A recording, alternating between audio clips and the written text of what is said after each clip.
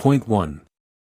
Good habits are like compound interest, they multiply your success over time. Imagine you're looking at a snowball at the top of a hill. It's small, barely the size of your fist. But then, it starts rolling down the hill. As it rolls, it picks up more snow, growing bigger and bigger. By the time it reaches the bottom, it's a massive snowball, far larger than what it started as. This is a lot like the concept of compound interest in finance, where a little bit of money can grow into a big pile over time, thanks to the interest earned not only on the initial amount but also on the interest that's already been added. Now, let's apply this idea to our daily habits. James Clear, in his book, uses the story of the British cycling team to illustrate this point. The team wasn't doing so well until Dave Brailsford came along. Brailsford believed in making tiny, 1% improvements in everything the team did, from the pillows they slept on to the massage gels they used. These changes might not seem like much on their own, but when you add them all up, they led to a big improvement. The team started winning Olympic gold medals and Tour de France races. This is the power of compound interest applied to our habits. Small changes, done consistently, can lead to big results over time. It's like the snowball rolling down the hill, picking up more snow as it goes. Each day might not seem like much, but over time, the effects multiply and can lead to huge changes. But remember, this works both ways. Just like how positive habits can lead to good results, negative habits can lead to bad ones. Eating junk food might not seem like a big deal in the short term, but over time, it can lead to health problems like obesity and heart disease. Clear also talks about the plateau of latent potential. This is the period when you're working on a new habit but not seeing any noticeable results. It's like when you first start saving money. The growth from compound interest is slow at first, but if you keep at it, the growth becomes much faster after a while. The same goes for habits. You might not see immediate results, but if you stick with it, you'll eventually see big improvements. So, what's the takeaway here? Small, consistent actions can have a big impact over time. It's all about making little improvements every day. And remember, be patient. The results might not be visible right away, but if you keep at it, they'll show up eventually. Just like the snowball rolling down the hill. Point 2. Breaking bad habits is tough, but not impossible. Kicking a bad habit to the curb is no walk in the park. It's like trying to untangle a knot that's been tightening for years. Let's take smoking, for instance. It's not just about saying no to a cigarette, it's about breaking a pattern that's become a part of your everyday life. You light up when you're stressed, bored, or hanging out with friends. It's not just a physical addiction you're battling, but a lifestyle, a routine, and even your social life. That's why shaking off a bad habit feels like climbing a mountain. The secret to breaking free from bad habits and forming good ones, according to James Clear, lies in understanding and tweaking the systems that drive our actions. He believes we often get too caught up in the end goal, like shedding pounds or quitting smoking, and overlook the systems that lead us there, like our diet or daily routine. Let's say you're trying to lose weight. You might obsess over the number on the scale and get disheartened when it doesn't budge. But if you shift your focus to the system, your eating and exercise habits, you can make small, doable changes that accumulate over time. Instead of aiming to lose 20 pounds, you could start by adding more veggies to your plate or taking a brisk walk every day. These tiny changes, or atomic habits, as Clear calls them, are easier to adopt and stick with. Clear also underlines the importance of enjoying the journey, not just the destination. If you dread going to the gym, chances are you won't stick to a workout routine, no matter how badly you want to lose weight. But if you find the type of exercise you actually enjoy, you're more likely to make it a part of your life. This is the crux of a systems-first approach, focusing on the journey, not just the end goal. In a nutshell, shaking off a bad habit is a complex process that involves more than just sheer willpower. It requires understanding the systems that drive our actions and making small, sustainable tweaks to those systems. By adopting a systems-first approach and focusing on atomic habits, we can make the process of change more manageable and even enjoyable. Point 3. Changing yourself is more important than just reaching a goal. In Atomic Habits, James Clear introduces a fresh perspective on how to bring about lasting change in our lives. He suggests that instead of focusing on the goals we want to achieve, we should concentrate on changing who we are. This might sound a bit odd at first, but it's all about understanding how real, lasting change happens. Clear talks about 3 levels of change: outcomes, processes, and identity. Outcomes are the end results we're after. Processes are the steps we take to get to those results. But identity, that's the real game changer. It's all about our beliefs, how we see ourselves, and how we think about who we are. A lot of us, when we want to make a change, we start with the outcomes. We set a goal and work towards it. But Clear says this approach has a flaw. It doesn't tackle the real root of our behaviors, our identity. Let's say you want to lose weight and you set a goal to drop 20 pounds. But if deep down you still see yourself as an unhealthy person, chances are you'll have a hard time sticking to the habits that lead to weight loss over the long haul. Clear's advice: start with your identity. Ask yourself, who's the person that could reach the goal I want? What do they believe? What are their habits? A healthy person might believe that working out is a fun part of their day and that good food gives their body what it needs. If you start thinking like this, the actions, like hitting the gym regularly and eating right, become a natural part of who you are. And that makes the change stick.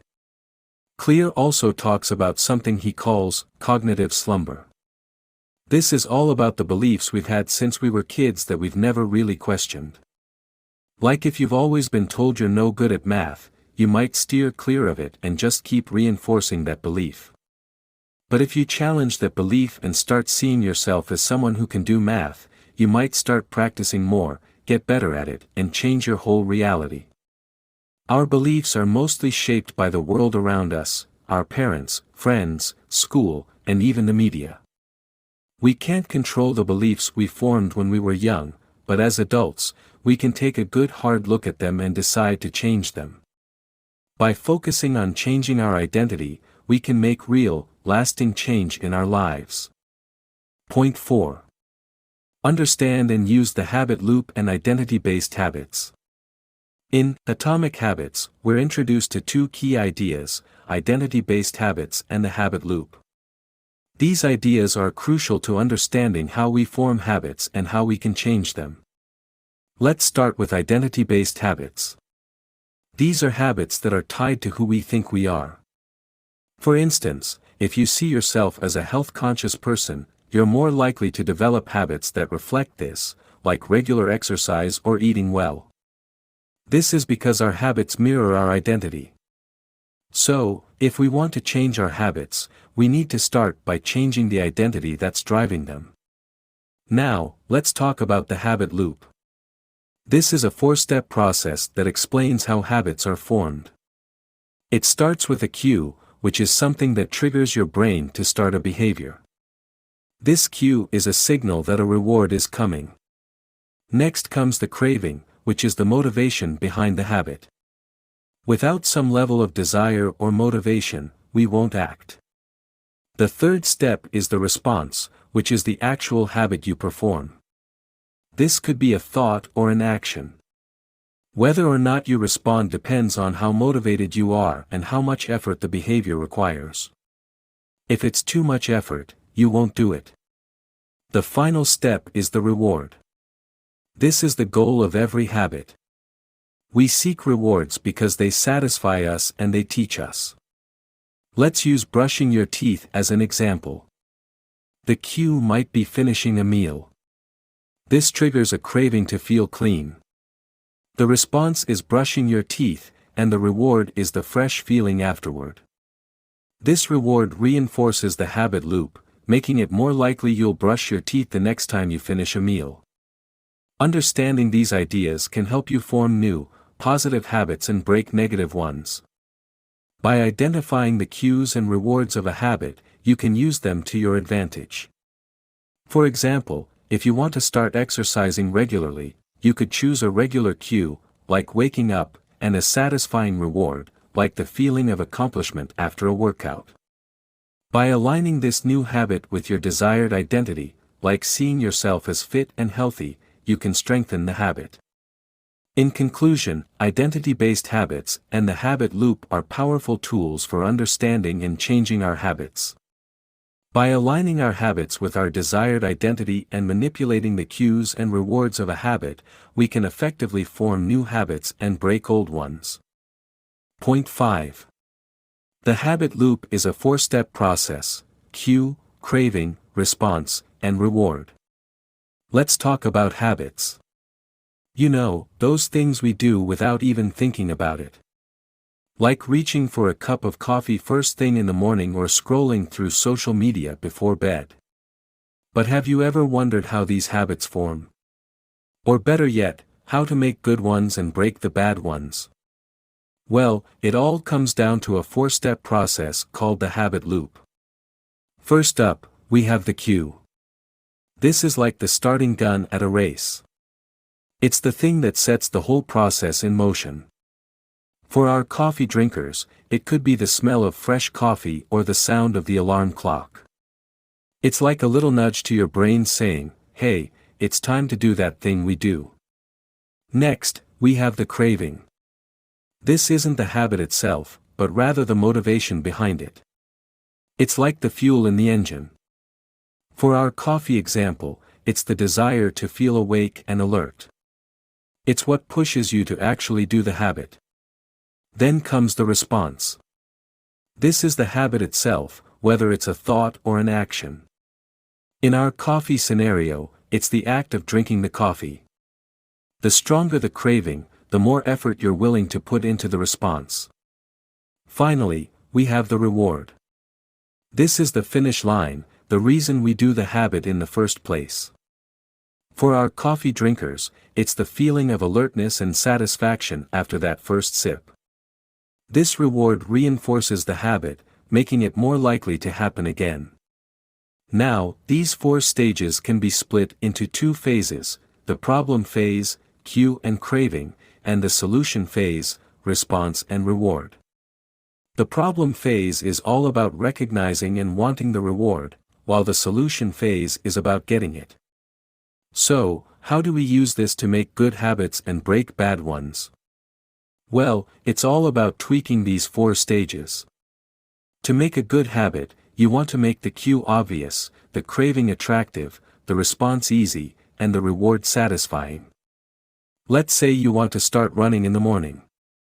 You could leave your running shoes by the door, obvious cue. Think about how good you'll feel after a run, attractive craving. Start with a short run, easy response, and treat yourself to a healthy breakfast afterward, satisfying reward. On the flip side, to break a bad habit, you want to do the opposite. Make the cue hard to see, the craving unappealing, the response difficult, and the reward unsatisfying. If you're trying to cut down on social media, you could delete the apps from your phone. Hard to see cue. Remind yourself of the downsides of too much screen time, unappealing craving. Set up a complicated password, difficult response, and think about how unfulfilled you feel after wasting time online, unsatisfying reward. In a nutshell, understanding the habit loop and how to tweak it can help you take control of your habits and, in turn, your life. It's all about manipulating the cue, craving, response, and reward to work in your favor. So, why not give it a try? You might be surprised at what you can achieve. Point 6. Be aware of your habits. That's the first step to changing them. Imagine you're learning to drive. At first, every move is a conscious decision. You're constantly reminding yourself to check the mirrors, signal before turning, and keep an eye on the speedometer. But as you get more practice, these actions become second nature. You don't have to think about them anymore, your brain just does them automatically. That's exactly how habits work. But here's the catch, not all habits are good for us. Some, like smoking or mindless snacking, can be harmful. The tricky part is that because these habits are so automatic, we often don't even realize we're doing them. That's where the idea of awareness comes in. By becoming aware of our habits, we can figure out which ones are helping us and which ones are hurting us. And that's the first step towards changing our behavior. So, how do we become more aware of our habits? One practical way is to use a habit scorecard. It's a simple list of all the things we do every day, marked with A plus for good habits, A for bad habits, and an equals for neutral habits. By keeping a habit scorecard, we can take a step back and objectively look at our behavior. It's like holding up a mirror to our daily routines and seeing what's really there. Another strategy is something called the pointing and calling method. It's a technique used by Japanese railway operators where they physically point at things and say out loud what they're doing. This simple act of pointing and calling out actions brings unconscious behavior into the light of conscious awareness. It's a way of reducing mistakes and accidents. And we can use this method in our daily lives too. By consciously acknowledging our actions as we do them, we can become more aware of our habits. In the end, awareness is the first step towards changing our behavior. By becoming aware of our habits, we can figure out which ones are good and which ones are bad. Then we can start to reinforce the good habits and get rid of the bad ones. But remember, this isn't a quick fix. It takes time and patience. It's about observing and learning from the results of our actions before deciding on the best way forward. After all, changing our behavior is a journey, not a destination.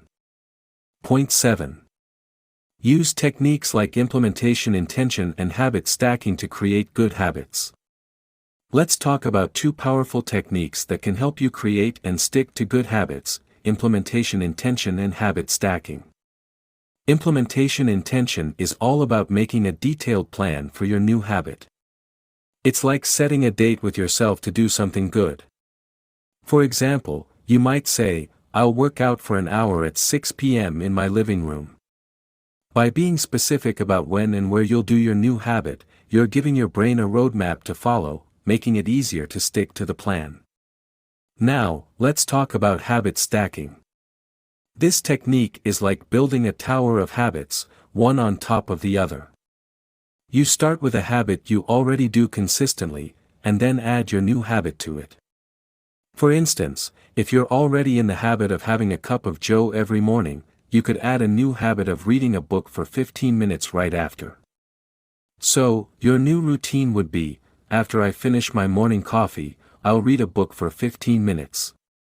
The great thing about habit stacking is that it creates a chain of habits. You don't have to think about what to do next because the habit you just finished cues the next one. The key to habit stacking is the initial cue that starts the chain. This cue should be something you do consistently so it can reliably trigger the rest of your habit stack. The best part? You don't have to worry about when or where to do your new habit because it's tied to an existing habit.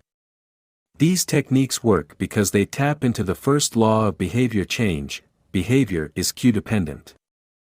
By creating clear cues with implementation intention and habit stacking, you're making it easier to start new behaviors. But remember, your environment plays a big role in your behavior. Think about it this way: your behavior is a mix of you and your surroundings. For example, if you're trying to quit smoking, but your friends light up regularly, you might feel the urge to smoke just to fit in.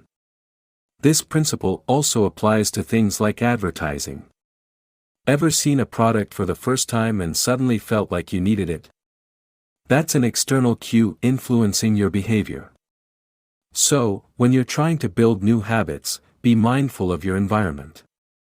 It can subtly push you to act in certain ways. Point 8. We all love instant rewards. Use this to your advantage when forming habits. In James Clear's words, we all see the world through our own unique lens and have a soft spot for instant rewards. Let's break this down a bit. First off, we all have our own way of understanding the world. This is shaped by our experiences, beliefs, values, and knowledge. Think about it. Two people can go through the exact same thing but come out with completely different interpretations. This is super important when it comes to forming habits. What works for one person might not work for another. So, when you're trying to build good habits or kick bad ones to the curb, it's crucial to find strategies that click with your personal worldview. Next up, we all love instant rewards. This is a fancy way of saying that we prefer getting rewards right away instead of waiting for them. Psychologists call this delay discounting. Basically, the longer we have to wait for a reward, the less we value it. For example, most of us would rather have $100 now than wait a week for $110. This love for instant gratification can trip us up when we're trying to form good habits. Many good habits, like working out or eating right, require us to wait for the payoff. So, how can we use this to our advantage? Clear suggests linking instant rewards to the habits we're trying to form. Let's say you're trying to make exercise a daily habit. You could treat yourself to a small reward or a few minutes of your favorite activity right after each workout. This tricks your brain into associating the habit with instant gratification, making it more likely that you'll stick with it. Clear also stresses the importance of setting up our surroundings to support our habits. Our environment has a big impact on our behavior. If you're trying to eat healthier, keeping junk food out of sight can help curb the temptation. If you're trying to read more, keeping a book on your nightstand can serve as a visual reminder to read before bed. In a nutshell, understanding our unique view of the world and our love for instant rewards can be super helpful in forming good habits and breaking bad ones.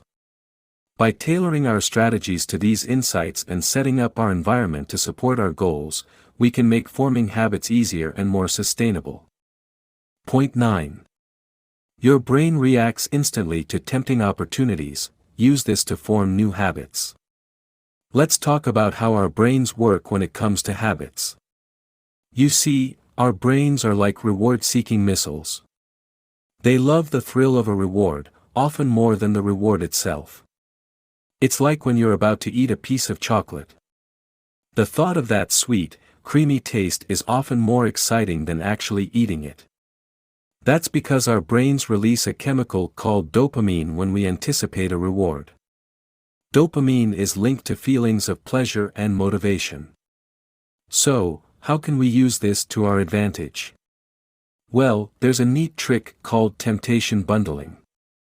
It's like a 2-for-1 deal for your brain. You take something you want to do, like watching your favorite TV show, and pair it with something you need to do, like exercising. So, you only watch your show while you're exercising. This way, the thing you need to do becomes more appealing because it's tied to something you want to do. Now, let's talk about the people around us. We're social animals, and we like to fit in with our groups. This can be a good thing or a bad thing, depending on the group. If your group values healthy habits, like regular exercise, you're more likely to pick up those habits too. But if your group engages in harmful behaviors, like excessive drinking, you might find yourself doing the same just to fit in. So, it's important to be aware of this and choose your company wisely. Lastly, let's not forget about repetition. Building a habit isn't about making big, dramatic changes. It's about starting small and repeating the behavior over and over again. That's where the 2-minute rule comes in. Any new habit should be something you can do in 2 minutes or less. This makes it easy to start and keep doing it. For example, if you want to read more, start by reading just 1 page a day. Over time, this small habit can grow into a bigger one. So, to sum it up, Our brains love rewards, we're influenced by the people around us, and repetition is key to forming habits. By understanding these points, we can make building good habits and breaking bad ones a whole lot easier. Point 10. Conclusion. The journey to success is not about making massive, radical changes, but rather about making small, incremental changes consistently over time. The power of atomic habits lies in their ability to compound over time, leading to remarkable results. To build good habits, make them obvious, attractive, easy, and satisfying. Conversely, to break bad habits, make them invisible, unattractive, difficult, and unsatisfying. It's crucial to focus on systems rather than goals, as it's the systems that lead to results. Habits are the architecture of daily life, and understanding how they work can empower you to shape your behavior. By harnessing the power of atomic habits, you can transform your life, one small habit at a time. Remember, every action is a vote for the type of person you wish to become. Consistency of habits is key in shaping our identity. So, start today, make that small change, and watch as it compounds into a significant transformation.